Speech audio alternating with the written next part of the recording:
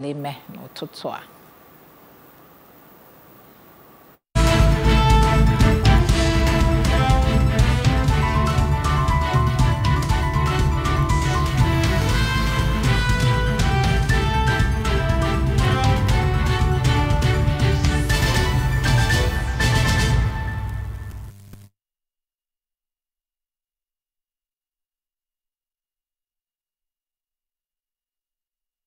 Odima and manabatapunozo.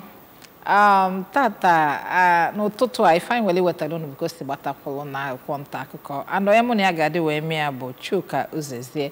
Chuka Uzeze bondi na etinye onu ki festi batapolo no bodo. Chuka, good morning. Good morning. Oraneze na ga inti. Une folucha solo line tosa amatule akụkọ niile dị no oba akụkọ anyị ji bịa n'ụbọchị taa. Bilikwan. Happy New Year. Ya gazielu. Mara ofuma. Dalu. Odima ka anyị jebenu jefu ka nta akwụkwọ nta akọma si gbatakwulu tata. Pepe is Aigenaya, the Daily Sun newspaper.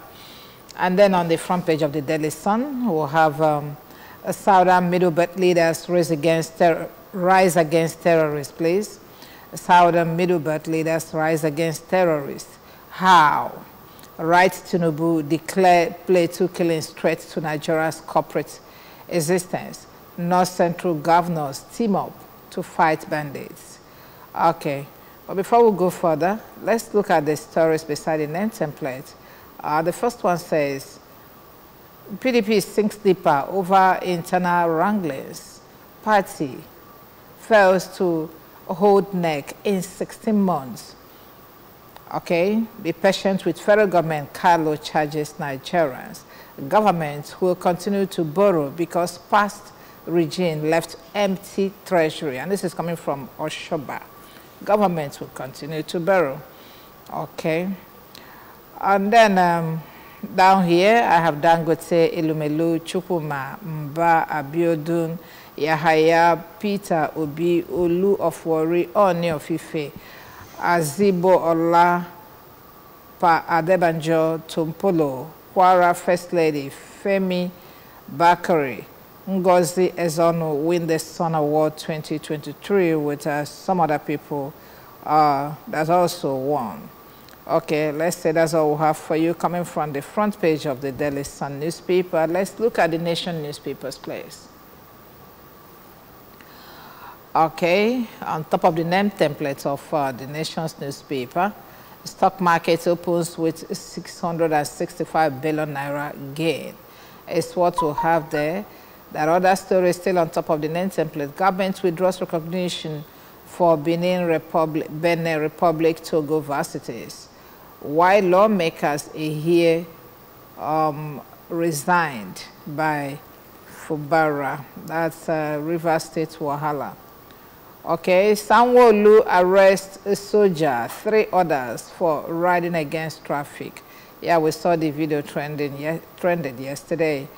And then a budget of 63 government-owned enterprise met public. With the rider there, civil society, citizens, rights advocates held action.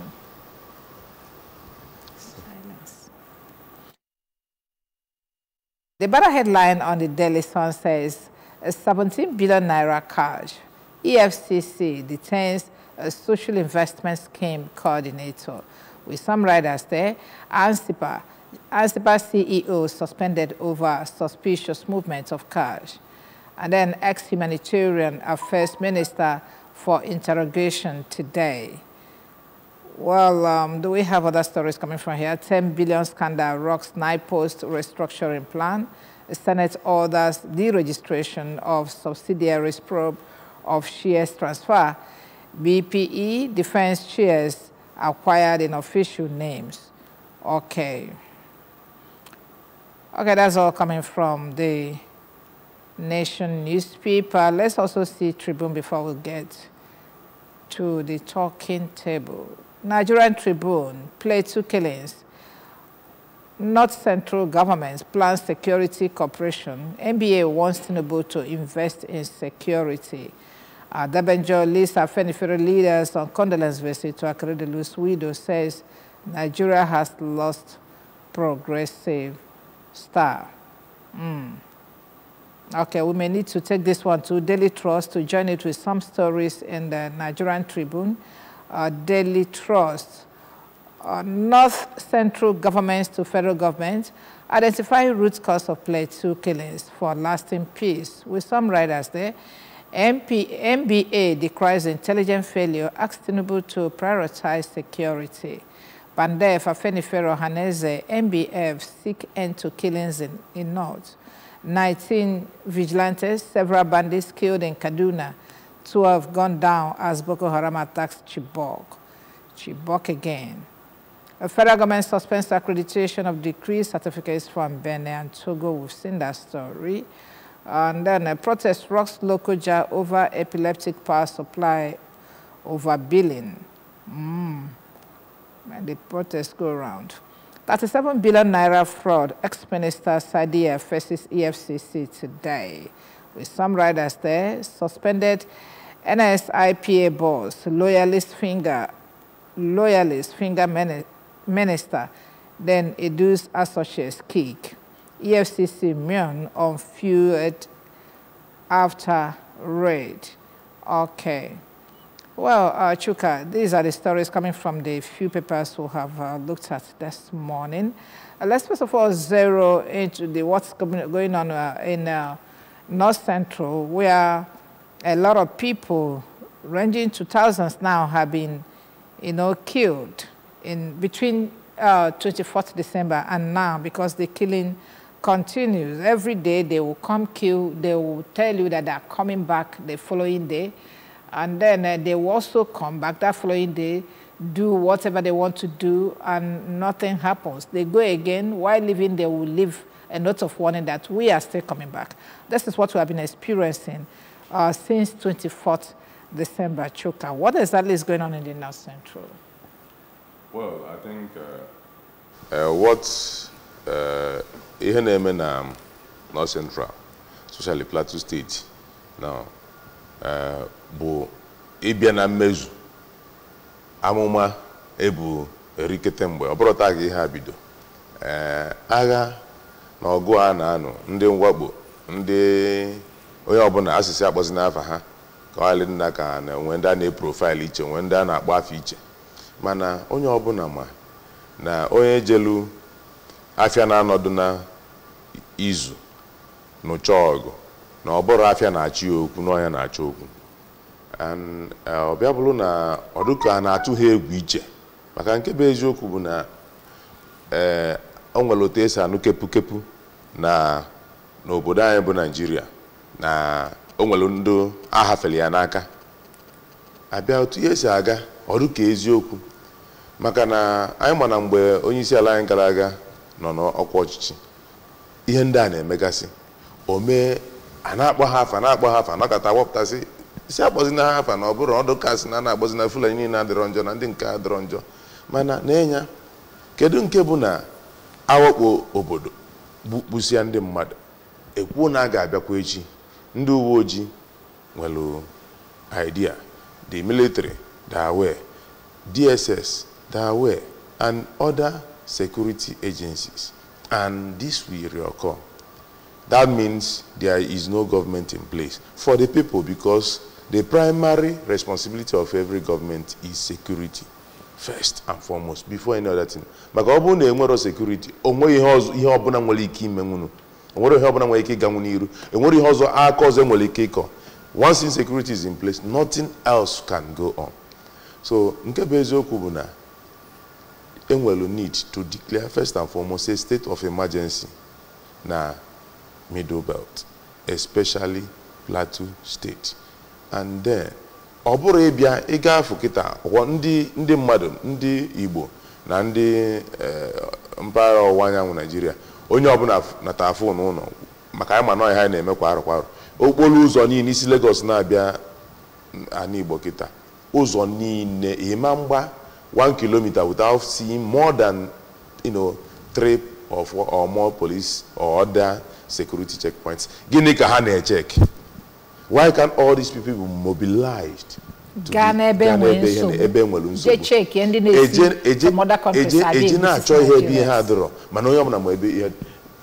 na ime ebe niile asịrọ m na enwere insecurity ebe ndị ọzọ ọ dị sifu n'obele ebe ndị ọzọ maka na abụrụ taa ka ihe a bido mana ihe na-ewute na ihe na-agbawa obi bụ na enwere ozi ihe a na-eme ihe afụrụ anya a na-eme na otu o si wee dị ka ọ bụ na ndị mmadụ enwerozi olileanya n'ebe gọọmenti dị n'ihe gbasara inye ha mmiri n'obodo dị iche iche inye ha ọkụ n'obodo dị iche iche ndị niile ndị na-alụpụta ọrụ enwerozi ntụkwasị obi n'ebe gọọmenti na inyere ha aka inweta ihe dị iche iche ha ji alụpụta ihe ha na-alụpụta nke pụtara na ụfọdụ ndị ụlọ ọrụ dị iche iche na-akwakọrọzi ngwongwo ha ụlọ mmepụta aka dị iche iche na-akwakọrọ ngwongwo si obodo anyị bụ Naịjirịa na-apụ otu ahụ ka ọ dị n'ihe gbasara sekuriti ịgagharịa n'ala Igbo niile ịgagharịa ebe ndị ọzọ dịka na ihe dịka Lagos ebe ọ dịka na enweghị nsogbu a lot of youths a na-adọ ha aka na ntị ndị bụ ndị middle belt a ụnụ anatazina ilu ofu kịta n'ebe a anaghị ma ama na obodo ndị a bụ obodo ndị esi na ya akọpụta nri ofu ihe ji wee malụ middle belt a bụ ịkọpụta ihe olili dị iche iche na obodo a so na ọ bụrụ sọsọ na a na-egbufusi mmadụ onweghị gọọmenti life the sanctity of life is very very important enwere ha na-ekwu maka nke dịka ịbịa bụ na arapụzi sọsọ ndị agadi nwoke na ndị agadi nwaanyị ndị ike ọrụ gugo ịkọpụta nri nke tọwee bụ na agụụ ka ya agụ ndị mmadụ otu o si wee dị otu a na-akwado ihe ọ ya eme anyị ifu na ihe na-emekọta dị linked with most of other things afọ n'iru akwụkwọ dị iche iche maka o nwere ebe gafe kwute enu na Nigeria might lose more than 50% of its skilled workers. Inanya n'ihe na-eme na mba ụwa niile most countries like Canada and some other Western countries na-eme advertise openly in all forms of media seeking for skilled workers from all over the world. Now in Nigeria, skilled workers, young workers are threatened in their own, aboriginal places, primary existence. Where do you think, what do you think will happen? A lot of skilled workers from Nigeria will leave Nigeria permanently. Nigeria is bleeding. Nigeria on all, facets. Nigeria is losing it. So, I we bolo. I chọrọ ka ọ bụrụ ihe a abụ ihe anyị ga-eji wee bara ọfụ. Inekwa anya ebe dị iche na Nigeria ga-eborokwu ego mmụọ nke nwa na enwe threat na fuel ka ya arịrịa to 1200 ọ aka ya eji wee bido ọ bụrụ ndị kwulokwasị ọkwụ a ka na amaghị eji wee ruo ụmụ ahịa. Nsogbu dị o nwere onye kwulokwu sị that Nigeria need to declare generally a state of emergency virtually on every facet of its economy and sphere of life. Ihe ndị a na-eme na weduru ka ọ bụ eziokwu a wee sị na ọsọsọ gọọmenti ga ya arapụrụ ha ọ dị ka amụma ụfọdụ ndị mmadụ ma ndị eji na mkpọrọ ma ụfọdụ ndị na-adọ ndọrọndọrọ ka ha were onwe ha na-ekwu na-enwere ihe dị ka Nigeria na-enwere ihe dị ka na Nigeria ji wee bụrụ nkwa nke nwa bụrụ nke bụrụ ebe a na-akpọ ụmụ anụmanụ ọ dị ka ọ bụ eziokwu onye adịna ka ọnụ akọlị ya n'ọhịa anyị na-ayọ onye adịna ka ọnụ akọlị ya anyị wee na-ayọ bido n'ụlọ maka a na-asị na na-adị n'ụlọ dị mma wee pụọ n'ama n'oge mgbe akịta enwere oge ekeresimesi ọdụfụ ka ma eweziga kepụkepụ one na ife one megasị n'ebe dị iche iche ma nke mefu na ụga na ebe ndị ọzọ dị iche iche ọ dị ka enwere improved security n'ebe anyị bụ Anambra steeti anyị sị ka gọọmenti anyị na gọvanọ anyị ọ mara ihe dị iche iche ome anyị chọrọ isi nọ ike ka o si anyị chọrọ isi nọ na-egbe ka enwee hinne anyị chọrọ isi ka a wee si nọ na polisi juru ebe niile na-eme nke a na-eme nke ọzọ ha malụ ihe kpatara aka ahụ otu esi ekpagodo nkata mee ya ọwụrụ ngịga anyị fụrụ biko ha kpara ya na-aga ka ọ kawanye mma ma prezidenti anyị bụ Tinubu maka onye na nwata na-asịsị begodosi nwunye ya anwụnye obefeluchi ochu onwe ụla ọfụ ka ọ na-adị enwunyego gị ya bụ ọchịchị n'aka ịmala ihe ahụ ibu n'obi iji azọli ya ka ọ lebụkwana nọ my turn alone nọ nke m ka ọ bụ maka ya ka iji wee bụ prezidenti anyị maka ọ bụ na ọ ya ajọgbukwa onwe ya na njọ So can you never go to this collaboration in the Southern and Middle Belt leaders from that headline, also Southern Middle Belt leaders rise against terrorists. Okay, I think I saw somewhere where they were talking of collaboration to provide North Central Governors Plan Security Corporation. NBA wants Tinubu to invest in security. That one is from Tribune. Kedifi Chenande Middle Belt, now these Southern leaders gave by way of cooperation to ensure that this insecurity in North Central, especially in Plateau State, no checkmate there, no continue wrong.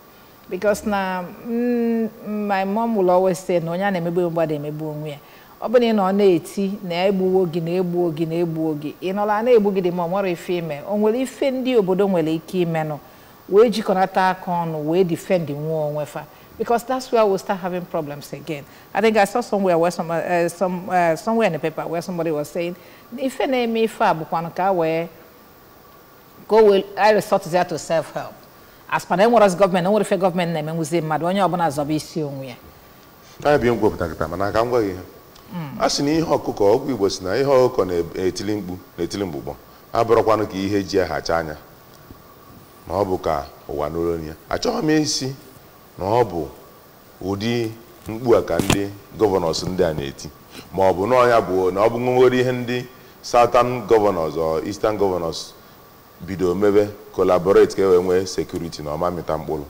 kama na ịna-anya afọ ọ bụrụ nke a bụ oge mbụ ha na-ekwu ụdị ihe ha na-asị ka ha jikọ aka ọnụ mali ha ga-eme ọsọsọ maka security ka ha ga-agbakọ aka ọnụ rụba sọsọ security nke bụ eziokwu bụ na ihe Chinua Achebe dị n'akwụkwọ ihe ndị a na-eme they are always reactive to issues when you are proactive ị ga-enwe a plan ị ga-enwe a vision from the vision you develop your grand strategy develop action plans do measurable nwee time frame for measuring outcomes results ọ ha chọrọ efu maka na ọ bụ ihe dị otu andị onye ọbụla amalia ka ndị mmadụ the private enterprise individuals will key into these plans these vision these strategies mana ha kọchi ha ga-akọkwucha anya o nwere ihe ha ga-ekwekọpụta ihe ha chọrọ ime ebe a nke ọ na-esi ada nke bụ eziokwu bụ na ihe a na-ekwurili restructure maka na ihe ndị gọvanọ aja sị ka ha team together bụ na they are not in control. The present structure and architecture of security management in Nigeria or in place in Nigeria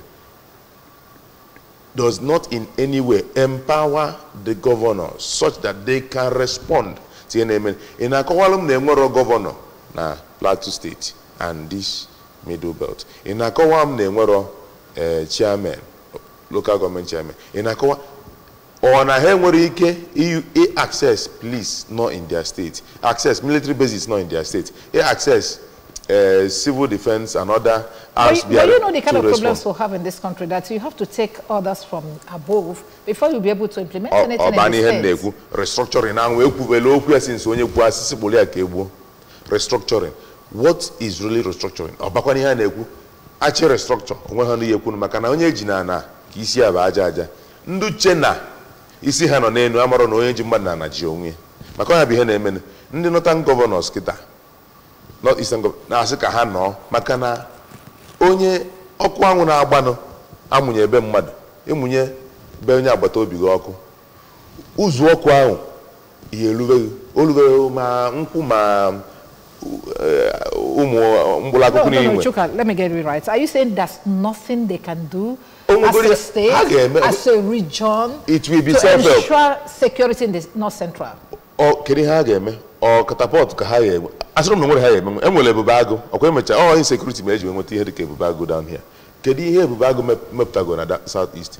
Can you hear the southern, western, southwest states came up with their own intervention? How far have they gone with curbing terrorism and insecurity in their states? I'm not trying to belittle whatever results or little results they must have achieved, but here Najo, or a solution to the problem. What do you think is the solution? Good. Going back to the drawing board, revisiting our constitution, empowering the subunits in the country to be in control of their economy, their security, their education, their development, Chuka, and contribute to the center. Chuka, that's a long-term strategy, because what you are saying is that you have to get back to the constitution to amend it or do a new one. Oh, it doesn't take time. Here on the interim, you can simply ask the governors to take charge of security architecture within their states and enhance the collaboration between the governors and the center, who are in control of this. Of creating state police.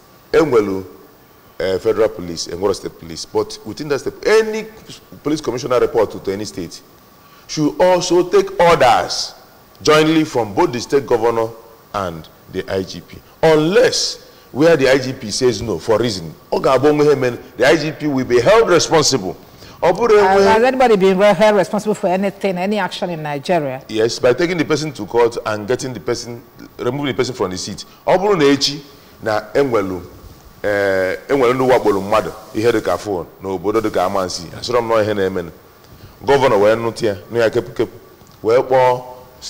State Commissioner of Police, and after 6 hours, the Commissioner of Police had not been able to mobilize his men to that place yet, and where roadblocks all over Anambra State active. Then the next day, Hana make the same thing. A similar set up the police commissioner like that. On a man, no always like all behind. Oh, yeah, behind him, name Udia Messia, and we police commissioner and Plateau State, and we so many military operations and military bases and paramilitary bases in Plateau State. Or na he nwere ike ime intervene. Obu godu na onwere onye sigije. Oburu na onye agbata obi gi na eti mgbugbo. You don't know their protocol. They would never. That protocol is not working. Also na Nigeria ka audio to am. Is their training. Na pro their training. As also military, also army na police in Nigeria so to am eme. No obodo oyibo onye welu phone bo 911. Who na ehe na eme o manta aka police. Ọkụ na-agba enwe protocols a na-eji abụrụ ịkpọ 911 kwuo na ihe na-eme before ịmala ihe na-eme ọ bụrụ police n'ụlọ ya police will escort. They have state security, state police. They don't have they don't do the kind of things we do here, whereby you take order from the central. So ihe na-ekwu ọba ihe na-ekwu kita na centralizing everything is not working in Nigeria. Kedu ihe kpatara na ya nọ na-eme ofu ihe anyị ma for na ọ nara alụ ọrụ it's not working na-eche ka anyị nwee different results. So the governors need to will they create a state police to effect it? I know Otham tried his best while he was the governor of Benue State. And how effective was his best? But I don't so now we had na nke beziokwu bụ na onye ọbụla ma na either na onwere onye na onwere ndị ọ na onwere onye abụrụ onye Nigeria abụrụ ndị Nigeria nọ na-achọ ka Nigeria mebie maka onwe ama ebu kwuo na Nigeria ga-emebi mgbe nwa na Nigeria ga-agbali mgbe nwa on the FBI ndị CIA kwuru nke abụla mma nchọcha ihe niile kwuru lodati ọdụkwuo ka terrorism nwa ka njọ na Nigeria mechaa Nigeria agbarịlụ asị na ọ bụ na ndị nwe were ọlụ ọchịchị nke nwa nke nwe eme ha were ya na nke nwa nke nwe eme ewere ọlụ ya ewere ya nwere ihe mee ọdụ nke ihe a bụ mwute ụfọdụ ndị nwe wee na-eme ihe a niile until we revisit the basis of our coexistence in Nigeria, I don't think we're going to achieve much, or move forward much. Okay. Let's look at the remaining of the papers and see if we can get something different, because it does appear all the papers are saying the same thing this morning. North Central killing, Plateau killings, and a whole lot of things. Punch newspaper. NNPCL marketers clash over subsidy operators. Clash over subsidy. Operators peg petrol at 1,200 naira per litre. They go drink them. Okay, with some riders, marketers oppose federal government on subsidy. NNPCL says fuel importation cost now fuel importation costs now fully recovered. And then dealers insist on 1,200 naira per liter of fuel, 112 oil theft cases recorded in 1 year, in 1 week, please. Okay. And do we have another story coming from here? Because this one is already giving me depression. I don't think I want to take another story from this the sponge. Okay. Effect degrees, we have seen that one. Beneficiaries protest as banks begin COVID-19 loan recovery. CBN bars crypto bank accounts operators from cash withdrawal. Again, I thought you have reconciled and then gone into another level of romance with this cryptocurrency. Currency. Okay, Guardian newspaper. 29 states failed to access 68 billion naira Universal Basic Education Fund. Why? You may need to pick your phone and find out. I mean, pick your Guardian and find out. And down here, end plateau killings now. North Central governors, Mark, tell federal government. Okay, North Central governors and then Mark, maybe David Mark. Okay, all these generals in the North Central, I wonder why they are keeping quiet and then watch their area being, wiped off. Federal government sacks NSIP boss, suspends certificates from Benin. We have seen this. Okay, let's look at the oil business in Nigeria. Okay, before then, let's look at Vanguard. As our last paper this morning, killings in Middle Belt threatening Nigeria's existence. That's exactly what we are afraid of. Tinubu's New Year address, no specific strategies to tackle challenges. As LCCI. Okay, we may need to look at the riders. The calls for private sector investment in power transmission and then the economy to remain bleak in next 6 months. NECA says that. It says fuel subsidy removal, forest harmonization, worsened socio-economic woes. Why 2024 will be challenging for manufacturing sector. Man is saying this. I don't know this kind of year that they call a new year, what it's like. A whole lot of problems being loaded for a year that is just 3 days old. Okay, Yuletide, controversy over 50% transport costs. 11 dead, 1 abducted as Boko Haram terrorists invade Chibok communities.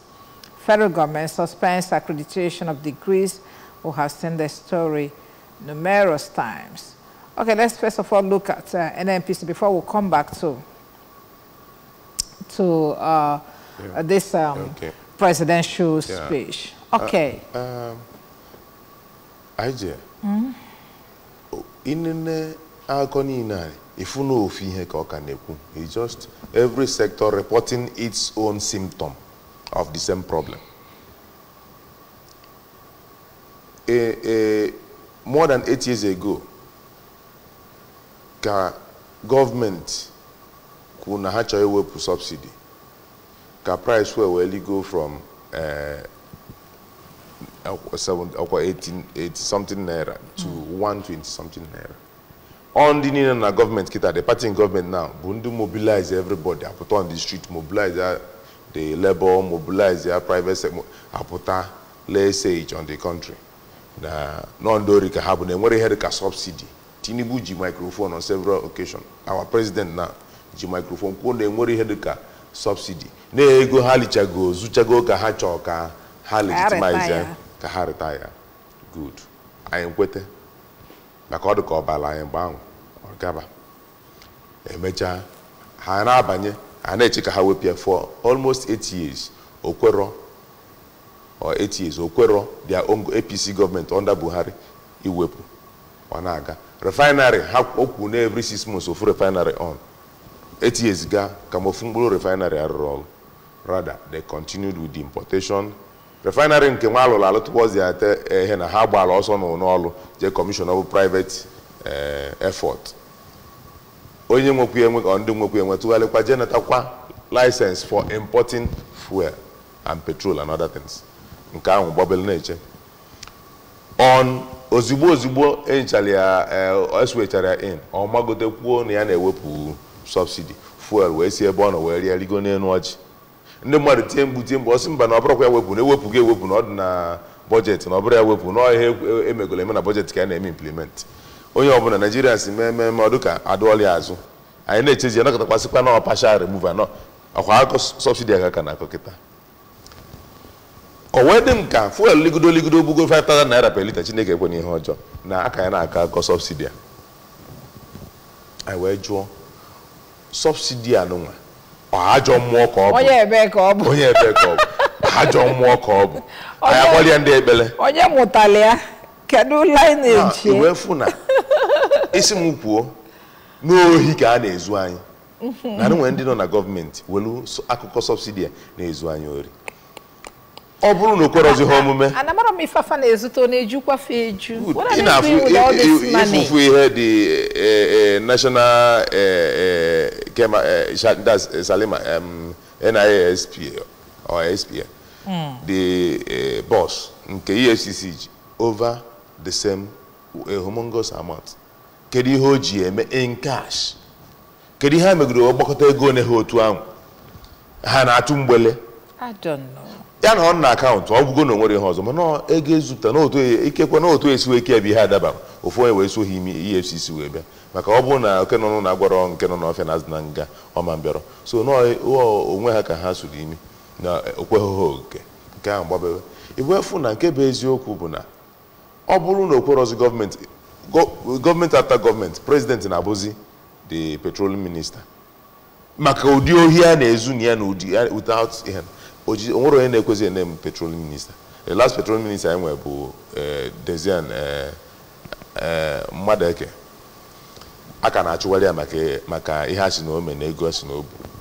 ifu na nke bụ eziokwu bụ na aka agwọrọ ndị mmadụ eziokwu na ọnya bụ ihe eji ajụkwa let Nigeria restructure ọ bụrụ a question of just constitution when they restructure the states nwelu these resources will manage it first and foremost, use it for their own development, and push their own contribution from this world to the center. A shrink at the center, pay and pay manageable. Maka center na ezuzi too much. Onwere ebe ji alụ ọlịche, onwere ya ga-ejide nwaka. Ka mfu ke governor state isi wee nọkwasa n'enu oil. Buli onwere ihe ọ ga-alụ ndị mmadụ agbacha nkịtị. Ọ dị impossible.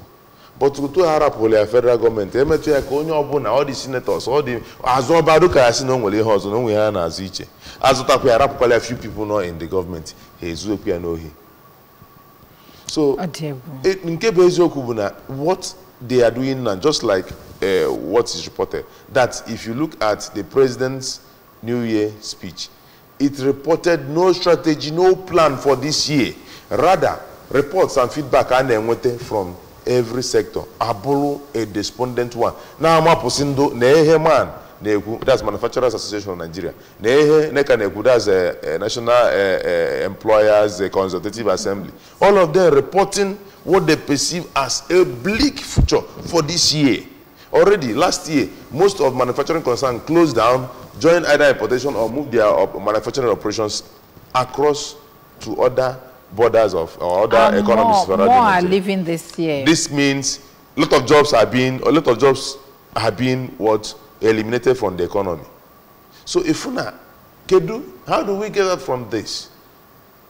Without a change of plan, without a change of mindset, without an obvious strategy, it will only get worse. For the 8 years, Buhari APC in government, how many people have been called out and how many people have been prosecuted? How many people have been successfully? How do you think the criminality will stop when nobody is being prosecuted? Nkoye police na akwa elinki with Nkonyohi, the IVI mel arrest. Angudo Latina police station, release gear, what do you put in Makia? Quietly. The super cop. Maka just mean na agbo kafa but onye ọbụla amalụghị ihe ọ bụ ihe na-ekwu bụ ihe ọ ha bụ gọọmenti na-ekwu okwu nne nke ha mere eme nne nke ha kwu ha ga-eme ịma na-asị ka ha na-asị. So why would they be telling us lies? Did they get into that place? Because if I say did we elect them, you ask me who elected who. Did they get into that place to tell lies? What do they want to achieve with the lies they are telling? What is the template? No. Just like in the self-help abroad just on security front. it has gone down to everything. But let's go down to anarchy. For us to encourage those people who are closer to us, because when Nigeria restructure, what we're saying is take governance closer to the people. If you want a bottom-up approach to solutions or solving our problems, I think the time is now for people to start demanding greater accountability for the government closer to them. Demand more budget behind budget budget National Assembly G over 600 something billion naira where 15 federal universities put together. Now that one complex one university. And much more bigger than so many ministries. When all other progressive economies, super rich economies, where higher GDP, na choka hame their legislative affair in part-time basis, and then with little remuneration. If you know you have something to offer for the country, you come. Otherwise, stay on your own. Otherwise, no one contribute to the economy. Not coming there to share, I'll call it sharing national cake. National cake. And we're more pressing areas in the economy where these things will be put into, not just to solve immediate problem, but to forestall or to implement the foundation for a better tomorrow and better future for Nigeria. So, oboro budget ego na ya wepụtakwa ha erikweri. Ni ha na-ekwu okwu ya bụ kedu ihe government are well in place. Kedu report ha nyela na budget nke ha oversee. Ya bulugodo eziokwu na for the federal government that this is the first budget Tinubu ji aka edelo onwe. Akwa nsogbu adro. Anyị ga-enye ya. Mana ihe anyị na-ayọzi bụ ndị what of other people? What of nke gbasara mostly bụ Anambra State anyị. Ka m were opportunity we kenekwa governor anyị that within this Christmas period, if you have traveled around Anambra State, you ga-afụ na most of the bad roads with firstly palliatives, ndị apachila apachi, ndị grade agree. Me abruze no etu nke anyị yaba. Mana olilanya anyị bụ na ebe niile akwala anyị etu this year. All the places in Onitsha, Gidi, all those. Na ebe niile etu ihe na yozi governor anyị bụ ihe bi ego na ego nwa na-atụ egwu ibi. By next year, otu ihe saga na obodo ọma mbuzi ego. Ifuru ka ndị a sị na faga na ebi ego, no worry for. Ebe ọ bụ na ha sị na ha si governor anyị bi ego eji wee lụọ ọrụ n'ihe alụ in 8 years mee ofu mbiti ya na ọrụ ofu nlu. Ka ọ yale wakwa na anya awa otu osi weba na mbu. Bi ego niile ihe ebi transform Anambra State otu esi transform Ebonyi in terms of road, transform Anambra in health sector, bi ego ahụ niile transform the health sector, transform education sector, transform keta bienya. Anambra State will be happy with you. Because roads, extend it to every other sector, get all the funds you want to get. I agree and also Anambra State are even cooperating now in terms of tax, cooperating with tax and all, levies and all whatnot. So use this opportunity to expand the dragnet of tax. Then plug it back into the necessary areas. Ka oblugodo na Nigeria na eme ihe nwo na eme ka onye gwanatakwuzie n'ụlọ ka isi jụọ onye oyi. Anyị na-ayọkwazi allow governance to reach the grassroots. Ọdụ ka maka asị na ihe ọjọọ gbaghara ọbụla omenala. Ihe gbasara local government leadership duzika onwezo onye na-ekwute okwu onwezo onye na-ejide maka na ihe a na-eme n'enu megudo otu esi eme onwe ike emegudo kwa one day because local government administration is constitutional. Emegudo ya ruo one day ofu onye banye si na amanwe state government na ọsọ president ka ya enwezi onye abụzi full scale dictatorship and onye ahụ mere ya mgbe ahụ onwego reference that mgbe a chịrọ with local government leadership for him ogini email na it can also happen without state governors. Don't worry how. After all mmadụ tere ofu ụbọchị tiwawa Nigeria into states. So biko ekenedele governor na nke ọ na-eme anyị na-ahịa ka ọ na-aga n'iru mee karịa ka o si eme ọmalụ ihe ọbụla oge ọma ọ ga-abụ ụmụ ozugbo nyela aka ya mebi ozugbo ọ bụrụ Nigeria na-anachi ya azụ ọ bụrụ iwu na anyị nche na-esi wee nachi ya azụ. We can set good example that may prompt other state governors, other state leaderships to spur into action. If you go to Lagos and see the transformation going on there, I'm telling you, that of the Lagos is because very, very let alarming. Anambra State become the Dubai Taiwan. Lagos is building a nation in a country. Because we will just want that. So borrow the money, if